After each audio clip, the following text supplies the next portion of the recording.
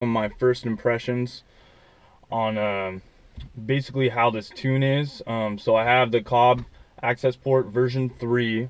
This is a 2014 WRX, and basically I have the SF Cobb intake on it as well. So this thing sounds sweet. I love the intake. I mean, it makes your car just sound like a freaking jet airplane. I don't know. It just totally turns the thing into a different car. So I have STP exhaust on here. I just got that put on at the factory.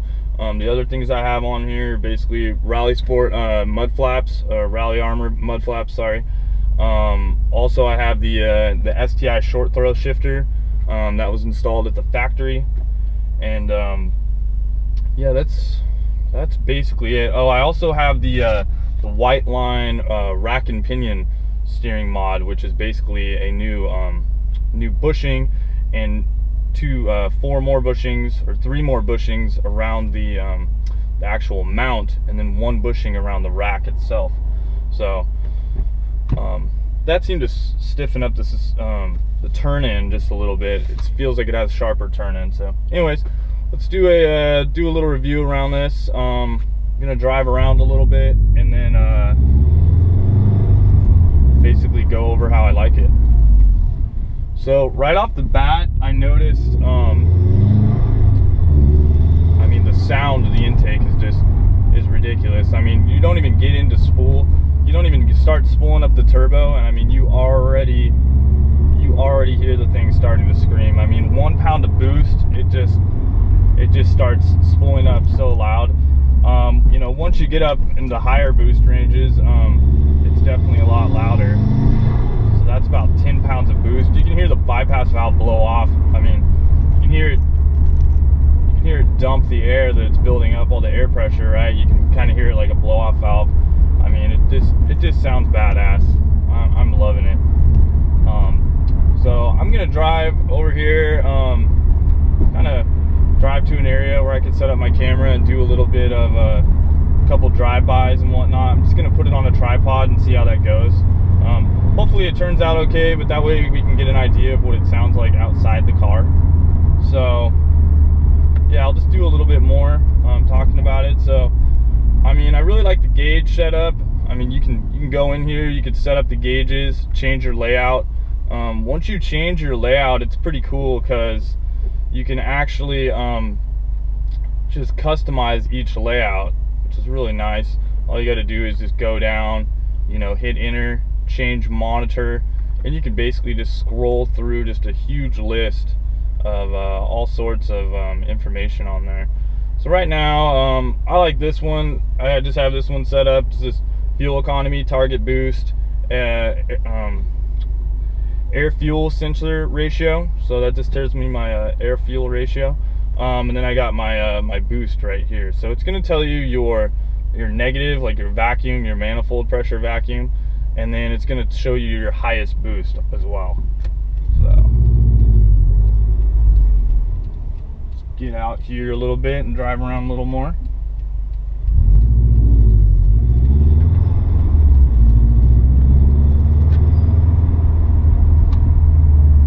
Yeah, so I think one of the first overall things that I saw first off in this car is just basically how much quicker it spools up. I mean, you start to spool up, I mean, you know, around 2,500 RPM, I guess. Whereas before, it wouldn't start building boost, I don't think, till about maybe 2,800 RPM. I don't know, I've never had a boost gauge on the car. I will say that that's probably going to be one of your best investments, probably one of your best first investments, is to either get a boost gauge or to get the AccessPORT. I mean, I'm loving this thing because it has all of it. You know, you can get the stock tune on there, and you know, you get the boost gauge right away. So that was how I was able to find out that I actually did have a boost leak, and I was able to correct that issue. I mean, before that, I felt like I had a boost leak because it just felt down on power, but there was really, I mean, I didn't really have a way besides taking it to the dealership and asking them about it, which I had actually taken this car about a week ago to the dealership, and in that video where I show how to fix the boost leak, I asked them, you know, about some of the oil in my engine compartment and just just what was up with that, and they didn't really look into it. So I mean, I found out that it was because I basically had a major boost leak, and all that blow by going by in the intercooler was basically just leaking out. You know, under the high pressure of the turbo spooling up and creating boost is basically just pushing all that oil out of that little crevice, or that little boost leak that I had down there, and just spraying it all over the top of the engine. So you know, basically having a boost gauge would have really helped me, because I would have said, hey, I think I have a boost leak, and they would have been able to address the issue. I mean, I just think that's like one thing like a turbo car should always come with, is a boost gauge. I don't know why Subaru made this car without a boost gauge. 2015s, they have the digital one. That's cool. I mean, this is digital. I probably someday I may get an analog boost gauge, maybe a digital boost gauge. I don't know. I kind of like the way, you know, an analog boost gauge sweeps, which is kind of cool. So yeah, let's see if we can hear this spooling up a little bit. So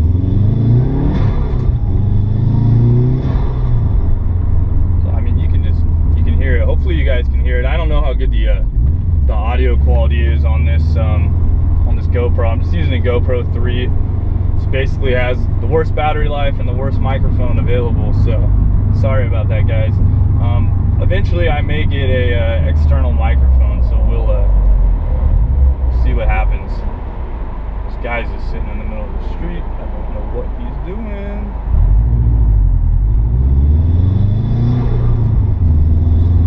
Alright, we'll be over there in a second. So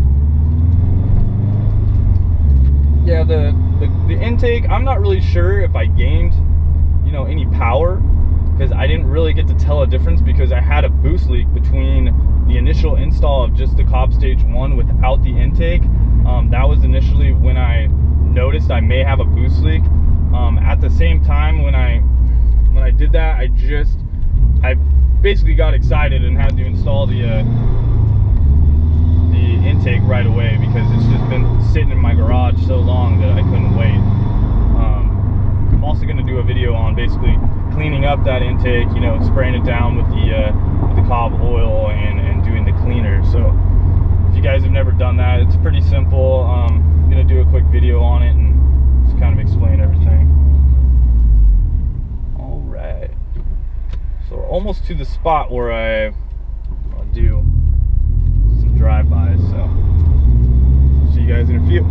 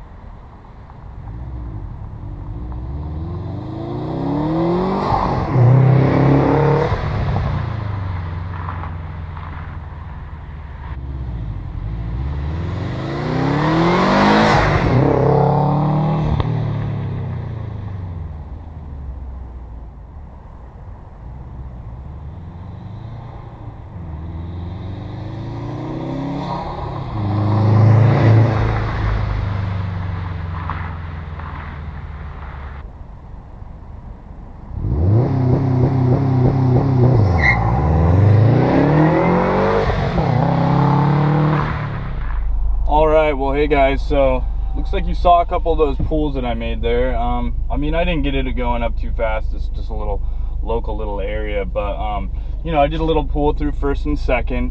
I did do launch control. I know I'll get shit for that, but hey, whatever. It's my car. If I break it, I break it. You know, basically, I am not dumping the clutch. I'm letting the clutch hit that grab point, holding it there just for a split second, and then releasing the clutch. So I'm not riding the clutch either, just to get a good launch. None of this pop it, you know, dump it, hit it in first, rev it up, and then freaking just dump it. None of that stuff. I'm actually letting the suspension, the drive line load up before I'm letting off on the clutch. So that's the way you want to do it. If you just get in here, you just do it, and you just freaking dump that clutch, yeah, you're gonna break something. But that's the second time I've done launch control. It's pretty cool. I probably won't do it that much because I have, you know, as everybody knows, 5-speed transmission. They're prone to break. I've heard that the 2014s, 2013s have a better, more stronger transmission. More stronger, that's, you know, a great terminology.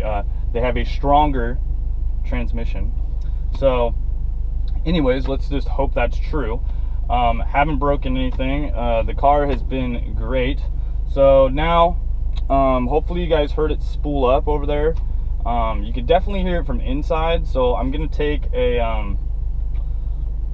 you guys on the freeway real quick. Just do a quick little pull onto the freeway. It's a nice little turn here, so we'll just kind of get on it, getting on the freeway off ramp, and let me know what you think. So it is feeling hot right now because I've had the car's windows up and the air is not on, so if I look warm, it's because I am. Also, a little bit of this beard may help me be a little bit more warm. Also got a little fur going on here, so you guys with that, you know how that is. Friggin' just always hot. It's only 60 degrees outside, but like I said, I'm here in California and it's real nice and sunny out. It feels like almost a spring day. It's getting pretty warm out here. It's a really nice day out though. I have Fridays off. I get every other Friday off, so I'm gonna try to make some more videos. You know, so let's get on the freeway off ramp here. A little heel toe downshift. Push it in here. This thing rotate just a little, and we're on the freeway. So hopefully you guys could hear that spool up. I mean, I basically took that freeway off ramp up to third, then downshifted back into second. You know, just to get on the freeway real quick, just to show you a little bit of handling in the car.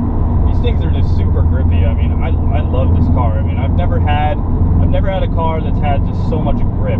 I've had other all-wheel drive cars. I've had an Audi A4. I had a 2012 Subaru Legacy, this is CVT, which was just horrible. Only had that for about a year. I mean, the car, don't get me wrong, the car was great. It was really nice. It was luxurious on the inside. It ran great. Got about 32 miles to the gallon. But the CVT, I just could not do it. I don't know why I got that car. After I bought it, I found out that there was a manual transmission version, the GT, which I should have got that. But anyways, I'm just glad I got an actual sports car. So I just couldn't do that. I was doing it for commuting and for gas mileage, but you know what? Like it's mindless driving. You know, I find I'm pretty ADD about stuff, so I mean, I get distracted pretty easily. I find that driving a manual transmission keeps me focused. So that's one really nice thing, because you're always thinking like, okay, turn's coming up. Do I want to downshift? Should I leave it in this gear?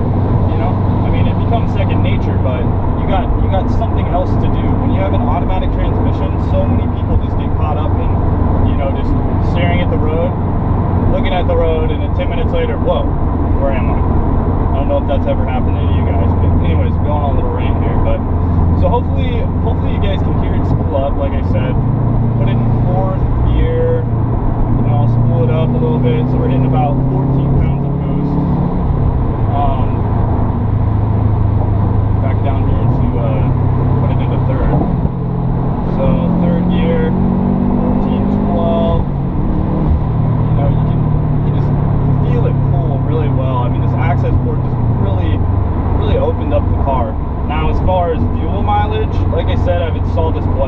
go, when you first install the AccessPORT, there's no way you're going to get better gas mileage unless you drive like your grandma. But come on, you put that AccessPORT on here to haul ass. So you're probably, you know, you're probably going to average, let's see what I'm getting. I'm getting 17.7 miles to the gallon, and I got 17.1 miles to the gallon in the last 300 miles. Now, have I gotten on it a lot? Yeah, I've been in boost all the time. Not necessarily going really fast, but just basically getting into the boost because I love the noise. It's just really addicting. You know, you'll find yourself going through 2 to 3 tanks of gas in the first 3 days. That's just what's going to happen. I mean, you can actually get better gas mileage. I've been driving to work to try to get my average up.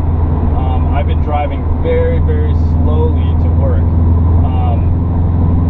Like 65, 70 miles an hour, you know, in between there. Just trying to stay in negative boost, no boost, you know. I've gotten to work, which is 20 miles away, and by only hitting maybe like 1 pound of boost one time, because maybe I had to, you know, accelerate by someone a little bit quicker or something like that. So, you know, you can do it.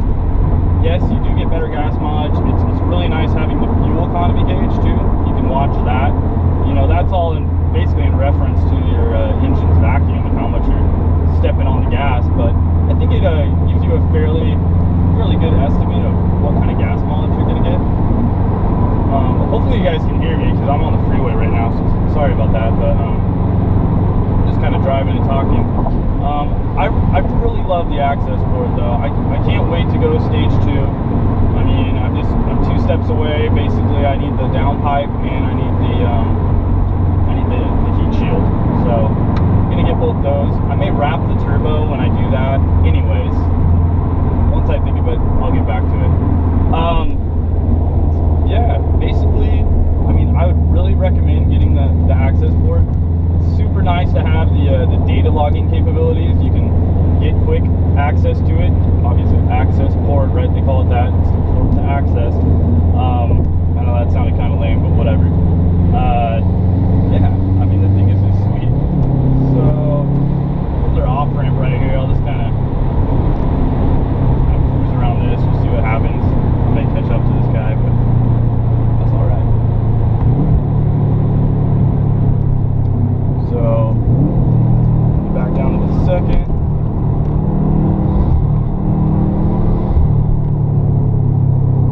And you know, this thing just sounds freaking awesome. Loving it. Just do the quick loop. It's always fun. You guys need a good spot to get some corners when you're on the freeway. Just take some freeway off ramps. Why not, right?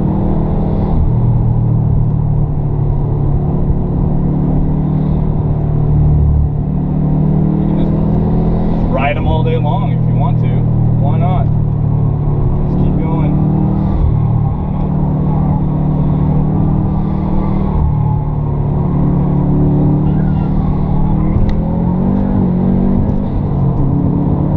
Make a loop of it.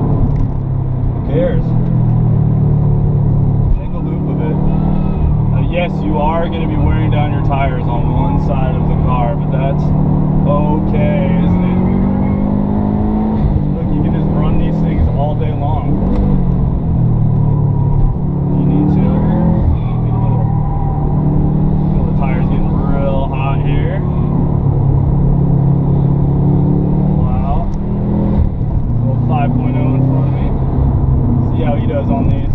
I'll probably get back going home now, but it's getting a little ridiculous, I know, but hey, definitely fun. What can I say? Yeah, well, thanks guys. Thanks for listening.